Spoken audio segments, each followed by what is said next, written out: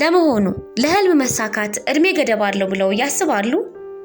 ብዙዎቻችን ጊዜው አልፎብኛል ብለን ተስፋ በቆረጥንበት በዚህ ዓለም ውስጥ የ94 ዓመቷ አያት ድንቅ ታሪክ ግን ሌላ ምስጢር ይነግረናል። ዛሬ ወደ 7 አስርተ ዓመታት ወደ ኋላ ተጉዘን በአንድ ወቅት ያልተሳካላቸውን ግን ደግሞ በ94 ዓመታቸው እውን የሆነውን አስገራሚ ታሪክ እናያለን። ውድ ተመልካቾች ቪዲዮውን ከወደዳችሁት ላይክ በማድረግ ግለጹልኝ። ለቻናሉ አዲስ ከሆናችሁ ደግሞ ሰብስክራይብ በማድረግ ይወዳጁ። ይህ የምታዩት ምስል ዝም ብሎ የሰርግ ፎቶ አይደለም። ከዚህ ፈገግታ ጀርባ ለ94 ዓመታት የቆየ የጽናትና የህልም ታሪክ አለ። አይሆንም የተባለውን ይሆናል ብለው ያስመሰከሩትን የእኒህን ድንቅ እናት ታሪክ ስንሰማ ለራሳችን አዲስ ብርታት እናገኛለን። እንደሚታወቀው ቬሎ ለሴቶች እንዲሁ ተራ ልብስ ሳይሆን የህይወት ምዕራፍ መቀየሪያ፣ የክብርና የትልቅ ምኞት መድረሻ ምልክት ነው። የልጅነት ህልምም ነው። አብዛኛዋ ሴት ገና በልጅነቷ የጨርቅ አሻንጉሊቷን በነጭ ጨርቅ ጠምጥማ ሙሽራ አድርጋ ስትጫወት ይስተዋላል። ያ የልጅነት ጨዋታ በውስጧ የቬሎን ትልቅነት ይቀርጸዋል። ለእሷ ቬሎ ማለት የልዕልትነት ካባ እንደማለት ነው። አንድ ቀን የምትባል ቀንም ትመጣለች። አንዲት ሴት በህይወቷ ውስጥ ብዙ ልብሶችን ትቀያይራለች። ነገር ግን እንደ ቬሎ የምትጨነቅለትና ስትጠበቅ የነበረች የምትለው ልብስ አይኖርም። ያችን ነጭ ልብስ ለብሳ መስታወት ፊት ስትቆም ለዓመታት ያለመችው ህልም እውን እንደሆነ ይሰማታል። ቬሎ ለሴቶች የድል አክሊል ነው። የፍቅርና የቁርጠኝነት ድል፣ የውበት መገለጫም ነው። ቬሎ ማንኛውንም ሴት ለየት ያለ ሞገስ ያጎናጽፋታል። ያ ረጅሙ ዘርፍ፣ ጥርቅም ያለው ጥልፍና ነጭነቱ የንጽህናና የአዲስ ጅማሬ ተምሳሌት የሆነው። ቬሎ ሳይለብሱ ማለፍ ማለት ደግሞ የሆነ ታሪክ ሳይጻፍ እንደቀረ፣ የሆነ ምዕራፍ እንደተዘለለ ሆኖ ይሰማቸዋል። እዚህ ጋር የማስታወሻው ንጉስም አለ። ሴቶችንና ፎቶን ላይ አይቶ ማየት የማይታሰብ ነው። በቬሎ ደግሞ ከወትሮው ይበልጡኑ ቆንጆ ሆኖ መታየት ይፈልጋሉ። ያ ፎቶ ለልጅ ልጅ የሚታይ ሳሎን ላይ ተሰቅሎ የሚኖር ትልቅ የታሪክ ምስክር ነው። ይህቻት እናታችሁ፣ ይህቻት አያታችሁ ሙሽራ በነበረች ጊዜ ተብሎ የሚወራበት ትልቅ ካፒታል ነው። ባጭሩ ለአንድ ወንድ ቬሎ ምናልባት የሰርግ ወጪ ሊመስለው ይችላል። ለሴት ግን የማንነቷ ማህተም ነው።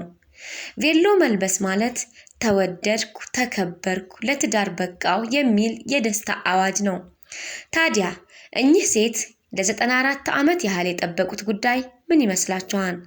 እስከዚህ ድረስስ እንዴት ሊጠብቁት ቻሉ? ማርታ ታከር ይባላሉ። ኢንግላንድ በርሚንግሃም ውስጥ ነዋሪ ናቸው። ትዳር የያዙት ገና በወጣትነታቸው በ1952 ነው። እናም ከዚህ ትዳራቸው 4 ልጆች አፍርተው 11 የልጅ ልጅና 18 የልጅ ልጅ ልጆች አይተዋል። በትዳራቸውም ደስተኛ ነበሩ። ከአንድ ነገር በስተቀር ሳላደርገው ስላለፍኩ ይቆጨኛል የሚሉት ነገር የለም። ይህን ሳያደርጉት ያለፉትን ነገር ግን ሁሌ ባሰቡት ቁጥር ይቆጫሉ። ይህ ባዩት ቁጥር የሚያስቆጫቸው ነገር የሙሽራ ቬሎ ነው። ሰርግ ተጋብዘው ወይም ቤት ሆኖ ፊልም ሲያዩ ድንገት ፊልሙ ላይ ቬሎ የሚለበስበት ቦታ ካለ ሁሉን ነገር ይረሱና ቬሎ ሳይለብሱ ማግባታቸውን እያሰቡ መቆጨትና ቬሎውን ማድነቅ ይጀምራሉ።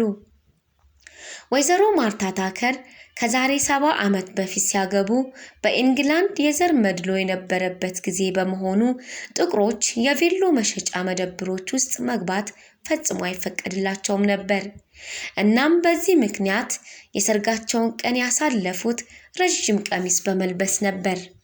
ይሄ ነው ቁጭታቸው፣ ለዘመናት ሲጸጽታቸውና እንደ እግር እሳት ሲያንገበግባቸው የኖረው ጉዳይ። እንደተለመደው አንድ ቀን ቤተሰቡ ተሰብስቦ ካሚንግ ቱ አሜሪካ የሚባለውን ቆየት ያለ ፊልም እየተመለከቱ እያለ ሙሽራዋ ቬሎ ለብሳ ስትመጣ ይመለከታሉ። ወይዘሮ ማርታ ይህን ፊልም ቀደም ብለው ያዩት ቢሆንም ልክ የቬሎ ቦታ ሲደርስ ሁሌ አዲስ የሆኑባቸውና ፊልሙን ምስጥ ብለው እያዩ እንደተለመደው እንዲህ አሉ። የሚያምር ቬሎ ልጆቻቸው ይህን ነገራቸውን እየሰሙ ስላደጉ ያውቁታል። ሆኖም አንደኛዋ ልጅ ትኩረቷን ከምታየው ፊልም አንስታ እናቴ ምን አልሽ ስትል ቃሉን እንዲደግሙ ፈልጋ ጠየቀቻቸው። እዩ እስኪ የለበሰችውን ቬሎ አያምርም ሲሉ መለሱላት። ልጃቸውም በጣም እንጂ ደስ የሚል ቬሎ ነው ብላ መለሰችላቸው። ይህ የእናቷ ነገር ግን እንደ አዲስ ይገርማት ጀመር። ሰው እንዴት 70 ዓመት ሙሉ ቬሎ ሲወድና ሲያደንቅ ይኖራል ብላ አስባ አንድ ነገር ማድረግ እንዳለባት ወሰነች። እናም በማግስቱ የት እንደሚሄዱ ሳትነግራቸው እናቷን ከሌላው ጊዜ በተለየ ሁኔታ ኩላ፣ አስውባ፣ አሳምራ ቀባብታ ከቤት ይዛቸው ወጣች። ቀድማ ደውላ ኦርደር ወዳደረገችበት ትልቅ የቬሎ መሸጫ መደብር ይዛቸው ገባች። ከዛም እናቷን ቬሎ እንዲያዩ ጋበዘቻቸው። ምን አይነት ቬሎ እንደሚወዱ ከልምድ አውቃለች። ቬሎዎቹን ማየት ጀመሩ። ልክ አንድ እሳቸው የሚወዱት አይነት ቬሎ አጠገብ ሲደርሱ ይሄኛው ያምራል አሏት። ልጃቸው ቬሎን ከተቀበለች በኋላ እያወረደች እስኪ እንየው አለች። እዩ እስኪ አያቴ አለቻቸው አንዷ የልጅ ልጃቸው። ወይዘሮ ማርታ ቬሎን ተቀብለው ማየት ጀመሩ። እናም የሆነ ቦታ ላይ የዚህ ቬሎ ባለቤት ስም ተጽፏል። ወይዘሮ ማርታ ታከር የሚል ጽሑፍ ሲመለከቱ ውስጣቸው በሐሴት ተሞላ። ወይዘሮ ማርታ ልክ በቬሎ ላይ የተጻፈውን ስማቸውን እንዳዩ ልጃቸውን ቀና ብለው አዩአት። ያንቺ ነው እናቴ፣ ነይ ወደ ውስጥ ገብተን በማልበሱ እናግዝሽ በማለት ይዛቸው ገባች። በመጨረሻም ሰርግም ባይኖር ከ70 ዓመት ምኞት በኋላ በ94 ዓመታቸው ያ ሁሌ የሚመኙትን ቬሎ አልብሰዋቸው ወደ ትልቁ መስታወት ይዘዋቸው ሄዱ። ወይዘሮ ማርታ ታከር ልክ በመስታወቱ ውስጥ ራሳቸውን እንዳዩ ቃላት አጠራቸው። ከትንሽ ዝምታ በኋላ እንደምንም ብለው እንዲህ የሚል ቃል አወጡ፣ የሚያምር ቬሎ።